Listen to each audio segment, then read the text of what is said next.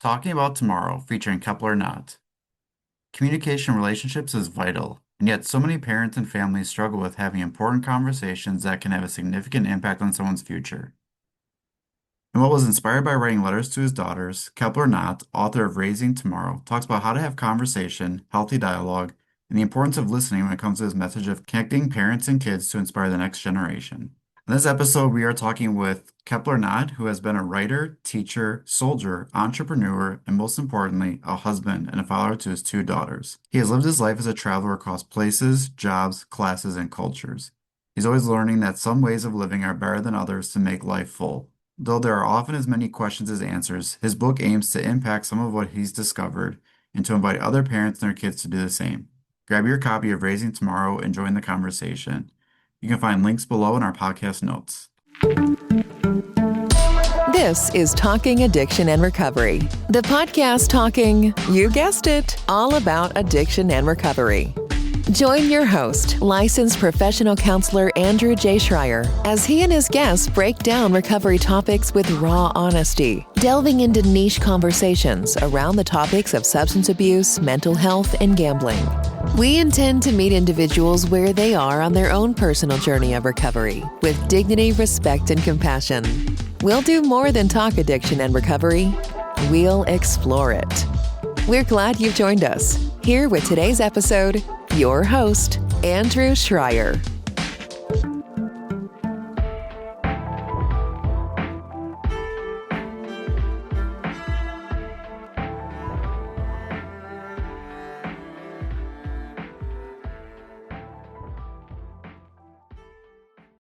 We want to welcome Kepler Knott to Talking Addiction and Recovery podcast. Thanks for joining. Hey, thanks for having me, Andrew. Yeah, we are going to talk about a book you wrote and dive into a little bit more into that deeper. But for the listeners, the audience, can you just give a little bit of background about yourself? Sure, absolutely. So I've been a writer, a teacher, a soldier, and an entrepreneur. I'm 56, so that's traversed a long period of time. Most importantly, at least for the sake of the book, and probably as it overlaps with this conversation, I'm a husband and a father of two daughters. And well, I'm sure we'll talk about how the book unfolded and so forth, but that's a quick skinny on me. Yeah, the book you wrote, Raising Tomorrow, talks to prepare our kids for what lies ahead. Part of it is the background behind it, which I'm excited to talk about more, was letters written to your daughters. Absolutely. Yep. So that was interesting to read about from the get-go. So can you talk a little bit about like where this backstory comes in and how this plays into then writing this book and publishing it? Yeah. Yeah. The book has 15 chapters. Each is a sort of standalone conversation. And you don't have to be a parent, although it probably helps, but we're all children of somebody. And I think how we raise our children to thrive in a world that a lot of us see as uniquely challenging. And that's both a US comment, but probably a global one. And I think that younger people, all of us actually can get overwhelmed with the process of growing up, which is a lifelong process. It seems to be happening to me sometimes more slowly than it used to. And our kids have to learn to be citizens, leaders, followers, colleagues, friends, neighbors, partners, all those roles that they're asked to play. So I started out, this didn't start out as a book. It started out as a series of letters, as you said, from a dad to his daughters, and when they were going to camp, like when they were away. And my kids now are 12 and 14. So a lot of this got written during COVID, but it just came out this past year. My doctor once told me at a checkup that he has three daughters. He said I make my daughters write me a letter every year, and the letter at age 7 versus the letter at age 16 is very different. Dad, you're the greatest. To Dad, you're so lame. I don't want to hang out with you. But I sort of re-engineered that process in reverse. So these 15 chapters, each with a point and a way to ask, consider, and think about questions. I wanted my kids to have a fun and flexible playbook for things to think about, so that when they were ready to listen and or free to disagree, they would have that. And I think a lot of parents, as parents, we do that anyway with our kids in conversation. I just took it a little further to document that, to make it an interactive project. It's my nickname for it is Life's Heavy Topics Lightly Roasted, which is what the website says. And you mentioned topics. I was interested to know like how did you go about that selection of topics? 'Cause I feel like it could have been you could have added 10 more to it. You could have added 50 more to it, but then it's like, there's so many that you try and knock it down to what seems like the the important or at least the ones that you want to make sure that get addressed. How did you go through that? The identifying selection. I'm sure there was some back and forth on how many to have or how many to cut back. So what was that whole process like for you? Yeah, it was definitely an interactive project as a platform for parents or adults and kids to connect with each other. To your point, there certainly could be more topics or different topics. And just to be clear, there's topics on learning, there's topics on meaning, there's topics on religion, politics, money, work. So these are kind of building blocks of, hey, as we all become grown-ups, these are things you got to get a job. Well, how should I do that? Or what should I think about? You got to manage money. Hopefully you're part of a community where you can give back. There's a chapter on service. So they're not generic, but they're pretty broad topics. Because it's an ongoing interactive project, I chose the ones that I thought would or should matter to my kids as a parent, but I claim no monopoly on the end all be all list. That's really for individuals, parents, and kids to decide for themselves. But it covers a lot of ground in a quick read. But if there were ever a second release, I'm sure that some of those topics would change, or things inside. Like there's a whole chapter on technology because I work in the technology industry, and 10 years ago we would have been talking about the internet and social media, which we still are. But today everybody wants to talk about AI, so there's some of that in there as well. Yeah. And I was when we met earlier to kind of talk about some things, I even mentioned part of it of being on this podcast and there's topics, like substance use and mental health and all those areas. But yeah, you didn't really specifically focus on those areas in this one. But yet I feel like the topics you did talk about still have a connection to some of those areas, even though if it's not is displayed through trying to call those out or put those together, but like they do have a lot of impact because the topics that you discuss can also play a role in where kids may struggle, where kids may have Yeah. issues, but it seemed like much more earlier and preventative than later on. So I'm curious your take on that. Yeah, so just a little more background. I didn't say it in the introduction because it's not normally a part of my background. So I grew up in a family. My father was a substance abuse doctor, and we had plenty of incidents of that in my own family, close hold and extended, I would say. And it's probably a lot more prevalent than people think. So I'm pretty familiar with 12-step programs and things like that. I spent a lot of time in and around. Um, Addiction in different ways. Having said that, as it applies to the book, when you start talking about things like meaning, like why am I here? What am I doing? Or identity, like who am I to myself? Who am I to others? Those are sort of fundamental, foundational questions that I think oftentimes we as humans um, struggle with naturally, and sometimes we turn to one doorway and go through it, and sometimes we turn to another, and some doorways are better than others. The ability to ask and answer those fundamental questions. The book's really about that more than like prescribing answers. The more any of us grows up in the true sense, the more we realize we don't have all the right answers. I know that notion of humility, for example, is very much part of 12-step program for AA. And that's what I'm really after with this book. So there's value in the effort without knowing all the answers. It does not, to your good point, have a specific chapter on addiction. Um, Although it does talk a lot about mental health and how we are aware of that for ourselves and for others, and how we listen to each other and talk to each other. And again, right now in at least American culture, where it feels like it's on fire, and I think a lot of people are itching for answers and solutions and better ways of dealing with all this sort of onslaught of this. We could talk about politics or not. It's that there is a chapter on that in the book, but it's a nonpartisan chapter. But just a lot of stuff going on, and so I think the stress of living and of growing up for kids. Ironically, our kids have so much today that they didn't used to have, and sometimes too much of many things. Social media comes to mind, But dealing with all that and processing it is part of a parent's role to help their kids develop those muscles for themselves. And that could apply to life in many ways, whether that relates to addiction or whether it relates to healthier impulses, et cetera. So there is a lot of undertones of that in there that I hope has been useful for my kids. I did make my kids read the book at least, but it's an ongoing conversation for sure.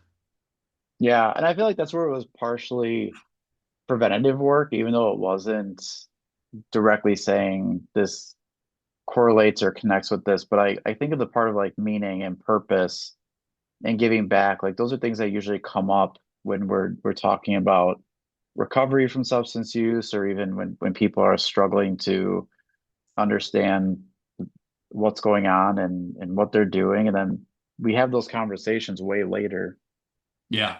versus having those Sometimes not at all. conversations Like early writing a on. book forced me to have those conversations, and I still have to force myself because we often think things in our head. They don't come out of our mouth or necessarily even in our actions. And so closing those gaps was a big reason why I at least attempted to do that with the book. That's a good point.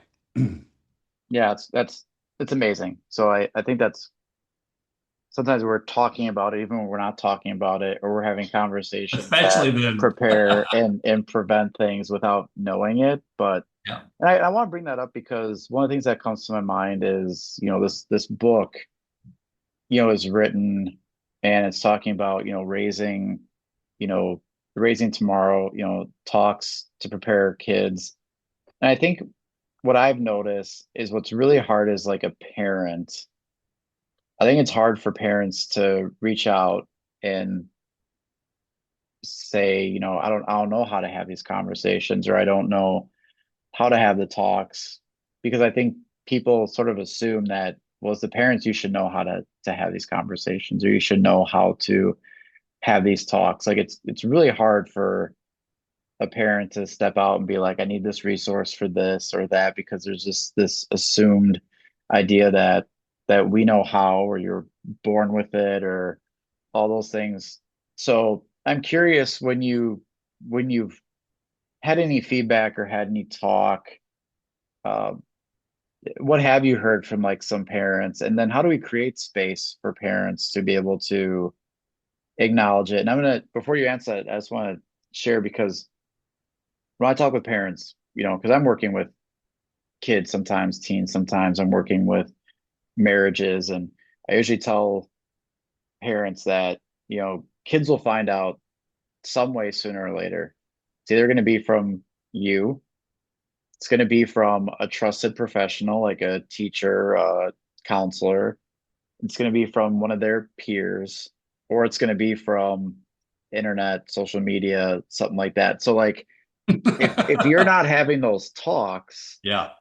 or if they're not seeing a therapist or talking to a prof, like our options are coming down to, they're going to learn from their peers or learn from the internet.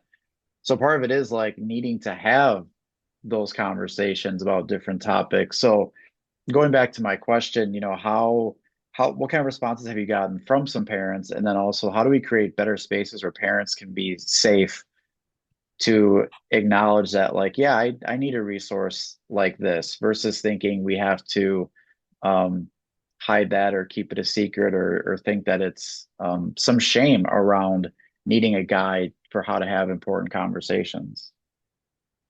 Yeah, I hope, or I think, and I hope, I guess, that those kinds of efforts are less stigmatized today than they used to be. I think American culture used to be a lot more stoic, and now it's a lot more okay, even to the point of people promoting it and talking about it, to admit and engage with the fact that there's lots of help out there. I think the point you made at the beginning of your question is a really good one, that the time lapse between I have a question if I'm a kid or a person and let me see if I can get an answer has shrank by an order of magnitude, because they will go to the internet, they will go to social media, and there's a chapter on that. There's a chapter on parenting that addresses some of this question as well. But the notion that we're supposed to know, the more you grow up, the more you realize you don't, that your parents aren't perfect. I'm not perfect. The effort is what counts and the intent, and we won't always get it right, but I tell my kids in the book that, there's in life you're juggling. There's glass balls and there's rubber balls, and you can drop rubber balls because they bounce back. Glass balls break. There are not very many of those in life that you can't pick up again and rejuggle, reshuffle, because again, there's just so much information and so many things that people have to deal with. As I said before, this book is about asking and answering questions for individuals, not prescribing answers. And again, the more we grow up in the real sense of the word, the more we realize we don't have all the answers. And our kids, we don't need to tell them that as parents, they see it. So if you think you're hiding something from your kids, they learn much more about how we act and what we do and don't do than what we say, whether that's kindness or its opposite. And so I've tried to have, I did talk to a lot of parents, which is part of what led me to put these letters in the form of a book. And this notion of appropriate humility of, hey, um, it's still my job as your parent to help guide you. And you're going to be an adult soon enough. And so creating space for that literally comes from that acknowledgement, I think, and the effort to have those conversations. And sometimes they're in the car ride on the way to school, and sometimes they're in a formal setting of the office of a therapist. Not everybody can afford to go do that, by the way, either with time or money. And Right. so your kid's backstop is you. And all parents know this, like when you bring children in the world, that this is a massive responsibility and an opportunity. And so, busy lives versus budgets of time and money versus, you are it. And that can cause some anxiety on the parents' side, as you point out, like I'm supposed to know, but we don't know. But I'll tell you this, we probably do know, any 50-year-old probably knows better than an 18-year-old, not because they're smarter, but because they've just got more perspective. And our kids looked up to us for that, whether we know or not. When I was a school teacher, um, the kids that I thought liked me the least, and maybe they did, were the most upset when I left the job because someone had paid attention and not let them off the hook, and however imperfectly tried to hold themselves and those kids accountable for the learning or for acting right, et cetera. So all these things that we do, just the effort to do them, I think is really what makes a difference. And that's easy to say and hard to do. And that's a daily task. As they say in parenting, the the days are long, but the years are short. But you get lots of bites at the apple, which I always have to remind myself because it renews my faith and energy in making the effort. Yeah. I always tell parents that at some point when I'm in some sessions, it's, kids will never know everything, but they'll know more than you think. Ah, totally, Um, because totally, totally. since I was always working in this profession, and this is I realize this a lot. I was working at a program, and I was working with males, and then there was the wife and the two daughters came and visited for a day, and they want me to meet the family. And I remember talking to the children, who were pretty young, but they referred to, dad being sick, and dad, being on the couch, not feeling well, and to them, they thought that was sick. What they didn't know was it was substance use, but they knew something wasn't Yeah, right. So they don't know everything, but when I ask parents sometimes, like, what do you think the kids know? Like, sometimes I hear parents who are like, I don't think they know anything. And then I talk to the kids, and they they do. know they know a very good amount. Um, but these Yeah. conversations, I think, help bridge those gaps between, like, what we think they know versus what they are. Like, that can help to fill in more, because when there's a lot of space left, you talk about like mental health and other things going on, is there's other things that are filling those gaps that can make it much more challenging. Worse, can make it paint a picture of something that's entirely not even related to that. And then it's like, well, how did it get to this point? Part of it's like because we weren't really having conversations. A lot of Right. it was left to imagination, fears, and the information we hear from somewhere else. So I like how this book in particular can be used to sort of, fill in those gaps when we think about these topics where a parent might be, where a child might be, and what they know, what I know, what I think they know, what I think they might be aware of, and how that can sort of get to a better clarity for all to know. Yeah, I think communication and conversation, especially between parents and kids, but in general, are kind of like exercise. A little bit over a long period goes a long way. And again, I have to remind myself to let it leave my head and cross my lips, not as let me tell you what to do or how to think, but these are the things that we need to talk about. And the more kids get acclimated to that exercise, the more they're likely to say, well, I do have a question I'm going to ask my mom or dad. And it could be about something very personal and interfamily. I mean, I grew up in a family that had some addiction. And I remember as a 5 year old watching things, and I didn't, to your story at the top of this question, didn't quite know what's going on, but I knew something was going on. Now, my parents explained that to me over time, and I understood it. And, then you get into the whole, okay, well, it's not my fault. Or, kids will internalize a lot of that, and then they'll carry that with them. And if anyone who studies addiction knows that can get passed around and down and forward because it's a coping mechanism, but it's also an understandable effort to diminish pain or attention or distract. And we're just teaching our kids that. I mean, nobody's perfect, right? But those conversations and the door being open in both directions to have them is such a fundamental, obvious thing that I think, and I'll speak for myself, it's easy as a parent to forget that. But the more you exercise that muscle, the better off everybody is, parents and kids. There was a part of your I didn't bring the book with me now that I was traveling this week, but I remember in our notes that I talked about was on page 69. You mentioned the dash, and I thought that was a really insightful. I didn't expect it to to be like, it really caught me off guard, like a really amazing thing where you were talking about our lives, and there's a gravestone and then there's the year we were born, the year we pass, and um that's what stands out, but yet we don't talk about, or we don't like look at the dash. I'm really curious where that came from, because that's one of the things that really stood out to me is a big takeaway of the dash in our life. And I just want to Yeah, I chat with think you about that. Yeah, I think that was the chapter on meaning. Actually, I won't hold it up, but I do have a copy. Actually, it was on either religion or on meaning. But I had taken my children to the graveside of their grandfather, who they knew as young children, but he had since passed away. Um, and so, you told it well. The actual life you lead, the choices you make, the things you do, the people and ideas and values you embrace or shun, because whatever we pay attention to is how we grow our lives, and we have those choices even when we're hurting or unsure. Like we still have to make choices every day. So that is the work of growing up, and it is perpetual until the second date comes by. And that's the end of it.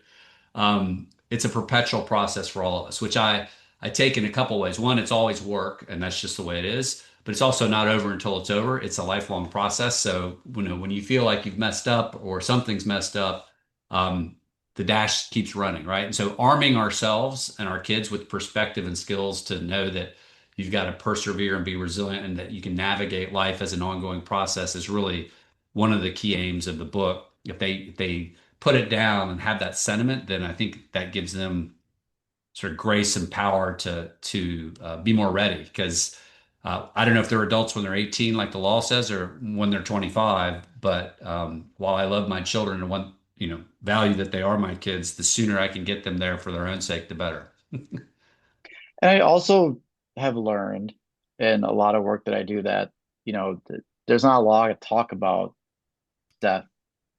That's a very American thing. Um, We don't like to talk about it in Western culture a lot.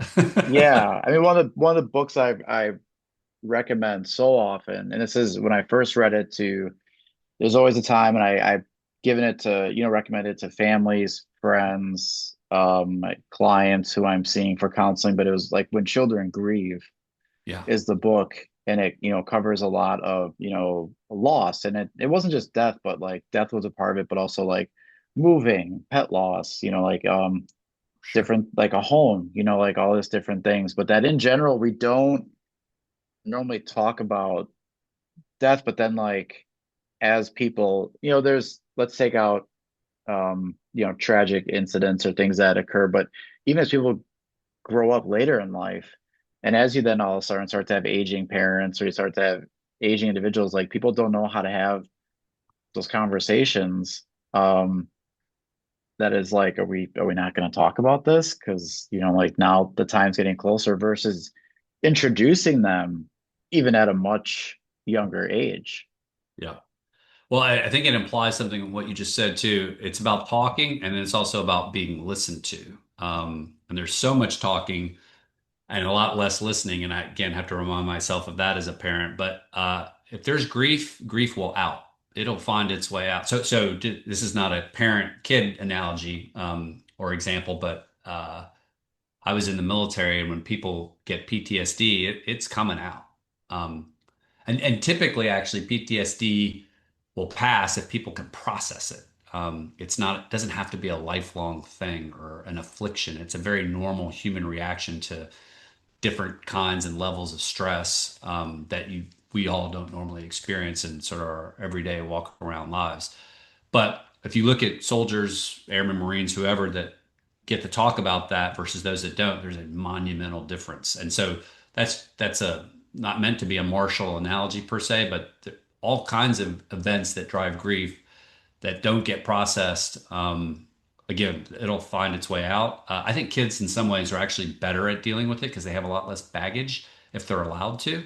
I think a lot of times, unfortunately, in our culture, in American culture, we always want our kids to be happy, and so we discourage sadness or grief or hard thoughts and feelings. When in fact, doing that when you're little and dealing with that will only prepare you better for life. I forget the exact line, but the opening sentence of the Buddhist, they wouldn't call it a Bible, but it's their tome, is, life is suffering. I don't care who you are, class, race, where you're from, you're going to suffer. And so I don't wish that on my kids or others, but knowing that it's coming and knowing that you're feeling happy or sad is not the same thing as you're being content or whole in other ways is a distinction we try to make with our kids and with ourselves as parents, I think. So there's a lot to what you said about hiding the grief. And I think that's sometimes a mistake because it'll get out another way in ways that you don't expect or understand. And then you have to like unpack it 6 ways to Sunday to get back to it. And you mentioned, I'm so glad you mentioned the one word that I also wanted to bring up during that talk was, this is about talks to have and talking to, but Right. you also mentioned listen. And I think that's another important thing to figure out how that works in this part of having talks, because that's a huge part of it, is then listening in both ways, right? Because we've got, parents or kids, we've got, vice versa. But how do you address that or talk about listening? Because we can't have just talking, right? Yeah. So we Right. know talking is important, but we also know listening is a key aspect to all of this. So how do we have those conversations? Because one, there are a lot of distractions. So many. There's also being pulled to other things of listening, like that's not Your here. attention. Yeah, attention. Great way to put that. Which also means it's not like intentional, right? But sometimes it's by design and other things that are at play. So, how do we develop that so then when these talks do go on and are happening, that there's just a better chance of being able to connect and have the purpose it's intended to. Yeah. So a couple thoughts on that. So my writing is a form of talking, which is not listening. Tactically speaking, I had my kids read each chapter and then I said, "Hey, I'm done talking. Like, what do you have to say about that? What are your comments? What are your questions? Where do you push back?" So that helps the dialogue in both directions. And I tell them in the book and just in general, your attention is probably the most valuable thing on the planet, and people misuse and disregard it constantly because they have their own agenda, whether they're trying to sell you something or whatever. And it's never been more that way than it is now. The second thing I'll say is that, and I was reading an article on just this topic very recently, so I'm sure some of this is paraphrasing, if not stolen, but the points are very good. So the record books of history are filled with people who are famous for speaking, not so for famous for listening. But listening properly, we're all as humans sort of trapped in this reciprocal spiral of, I'll say, it's a mutual disregard. People don't think what they have to say is worth hearing, and being a good listener is probably one of the greatest gifts we can give to each other. And there's things that go into that, but that kind of curiosity has a transformative effect that helps us feel everybody more interested in what's going on. Tactically, when I talk to my kids, or anybody with whom I have a relationship, marital relationships are very much this way. When someone tells me something, I try to say it back to them. Like, Hmm. this is what I think I heard. Not exact words, but like, am I getting the essence of what you're saying? Because there's words and then there's the psychological impact of those words in both directions. And as a guy, this is a stereotypical comment, but I have to try very hard not to solve a problem so much as make sure I hear it and understand it and let the other person get it out. That's kind of like grief. You got to get it out, because if I'm walking around trying to fix everything, whether it's for my kids or my wife or a friend, I'm not listening. So there might be a time and a place for that, but not attempting to solve the problems, however seductive that may be. And there's a lot of that in this article that I read. I think is a very like one of the single most ways you can be a good listener for somebody. But it's a major muscle. I mean, there could be a chapter on listening, right?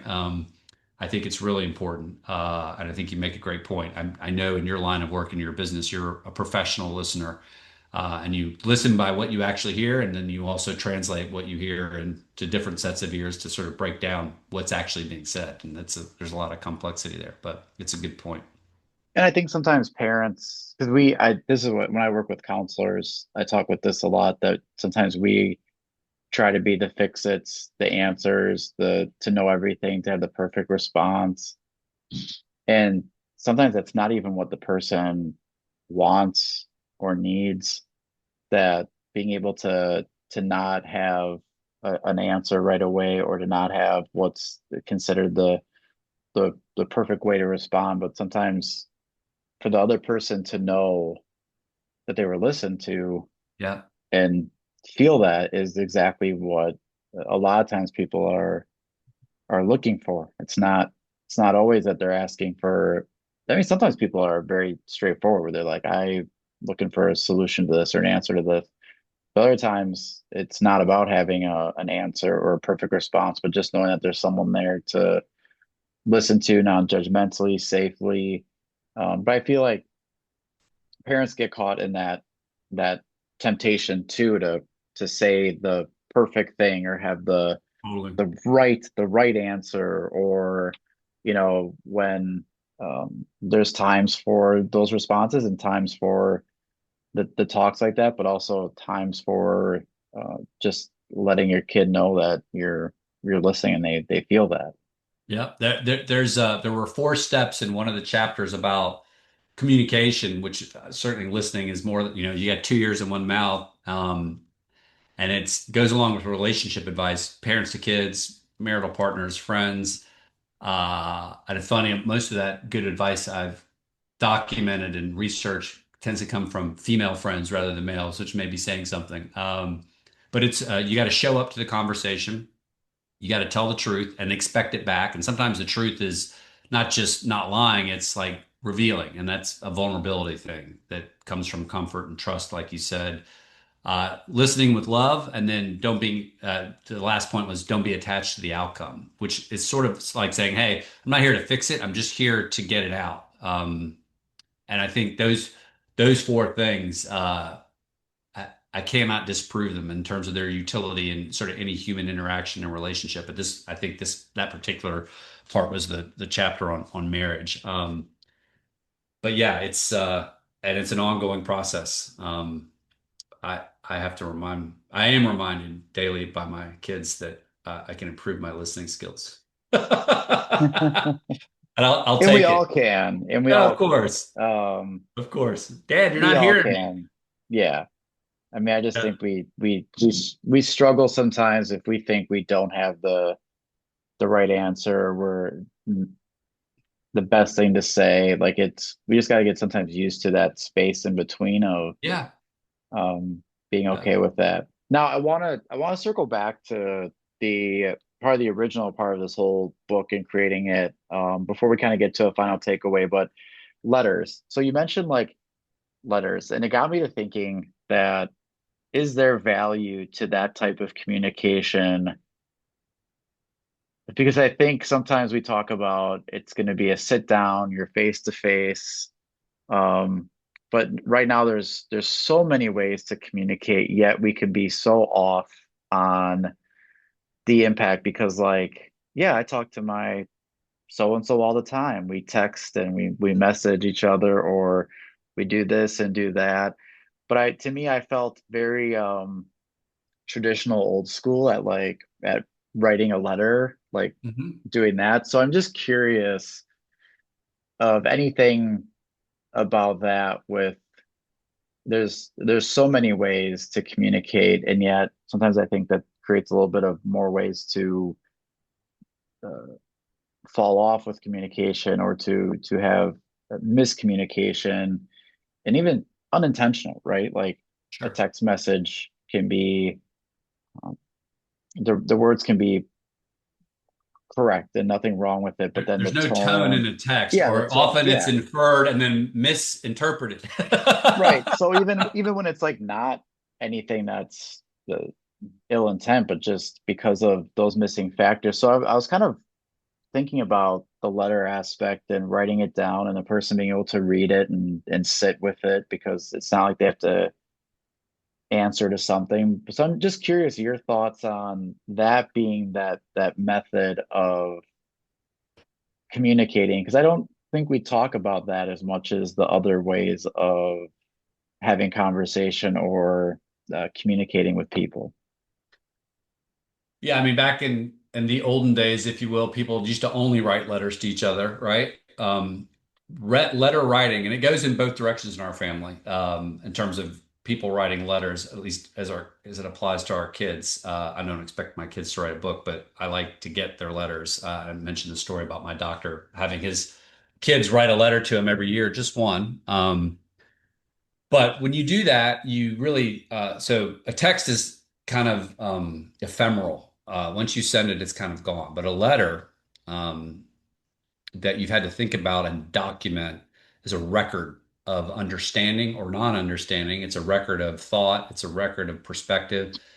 And making myself do that for the key topics and questions that I thought would matter and should to my kids was a spiritual effort, and it takes a lot of energy. And it doesn't have to be I mean, I'm not advocating every parent should go out and write a book. Again, mine was not by happenstance completely, but it didn't start that way. But I think that writing things down, um, imagine, so my mother's 86, and the things that she's written me are things that I still keep.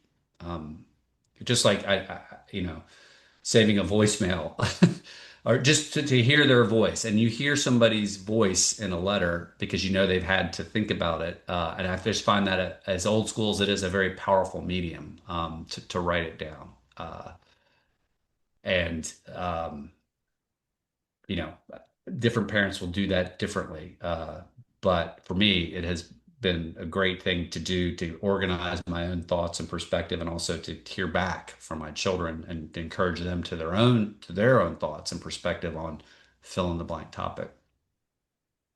Okay, yeah, great. And I like that pause, reflect, think back. Like when I write things, it's not like the first thing I write is like, there's usually let me look that over, let me consider these Right. things that we don't necessarily do that with, things like text messaging and We do the opposite of that. right, right.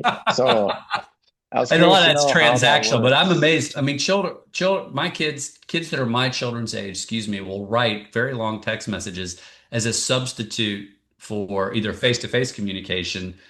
But I mean, they're not just transactional messages. Like our human conversation has been cut and divided across all these platforms. And my effort to write the book was to try to put all that in one place, which just the thought of doing that and the exercise was purposeful and meaningful. Sorry, I didn't mean to cut you off, but you're making a good point. It's harder than ever, ironically, to communicate with each other meaningfully because of all the ways we have to do it.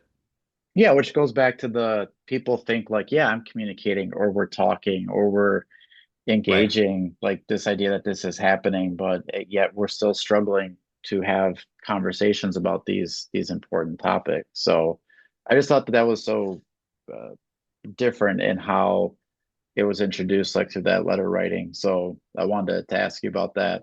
All right. Final takeaway for audience members, either about the book itself or just any of the work that you do, but what's a final thing or a couple points you'd like to leave audience members with? So this has been implied in a lot of our conversation, but you know, adolescents, young adults seem to be struggling with a lot of things today, and more so perhaps than in prior times. And maybe that's a generational observation that every generation says of the prior. Um, but why is that? And what can we do about it as parents? And again, every generation of parents worries about what lies ahead for their kids. This current moment seems exceptional. We didn't trot out a lot of statistics, but there are some of those in the book. You know, young people today struggle with more challenges than before to find their way in adulthood. The 18 to 24 show the highest rates of depression. Two-thirds of parents say parenting is harder than ever, and so I feel that. And the irony of success in our culture is that our younger generation seems to me, in some sense, to be losing its sense of self because of all this barrage of information and influences. The book encourages my kids and parents to think about the same with their kids. You know, what kind of crucibles and conversations can we go through to balance the ship, to find meaning and purpose from the inside out, as well as joy, but to not push away the hard topics and the hard conversations so that having gone through those, we're better for it. We're better for ourselves, and therefore we can be better for other people. And that's really part of the essence of the book. And again, I think we all do that with our relationships and with our kids in particular in different ways. I mean, to find out more or to contribute to the conversation, because it is really a conversation, the book is Raising Tomorrow, Talks to Prepare Our Kids for What Lies Ahead. It's on Amazon. It'll be on other platforms. There's a website that people can go to and comment on with their own thoughts. It's www.raisingtomorrow.org. And there's also a Facebook group page people can sign up for. And that's just for me, it's almost like research. Like I'm as intrigued and interested to know what other people think about these topics, how they deal with them with their kids, what works. And everybody's different, right? So again, I have no monopoly on the best ideas, but it's really meant to be a platform for a conversation with parents and kids and with other parents and kids. Amazing. Thank you so much for joining and talking to us. We'll have links for all the audience members on where they can go to the website, find the book, learn more. I think one thing I just want audience members to know is that as much as we sometimes think this stuff is, we should know how to do this, this should be ingrained, we should know how to, that for all of us, it takes, that commitment, that continuous journey of learning, knowing that we can always improve and have what can be difficult conversations, but the more you have those early on, they become easier conversations to have and better conversations. And we get a lot more clarity on what my thoughts are about it, what your thoughts are. And it doesn't mean we're always on the same page, but there's just a better awareness of where we are with some of these important subjects. So Yeah, the outcome of any given conversation might not be what you expect or want sometimes, but the act of having the conversation is never a fail. Yeah. Yeah. And you could go Great. at it again and again, which any parent knows. Repetition is the mother of learning for everybody. So, Yeah. yeah, thank Amazing. you for so much for taking the time and for the interest. And it's been a pleasure to talk with you, Andrew. Yeah. Thanks, Kepler. And we will have everything for audience members to learn more about it, find ways to get it, and to use this valuable resource. So thank you again for joining us. Thank you. Take care. You've been listening to Talking Addiction and Recovery with Andrew J. Schreier. We're so glad you've joined us and invite you to connect further with the show and these topics at www.andrewjschreier.com. That's Andrew J. SCHREIER.com. You can also email us directly at talkingaddictionandrecovery@gmail.com and connect on social media, Instagram at Talking Addiction and Recovery, Facebook Talking Addiction and Recovery Podcast, and Twitter at TalkAR_podcast. To stay connected and never miss an episode, be sure to like, rate, and subscribe. Until next time, friends, let's keep talking addiction and recovery.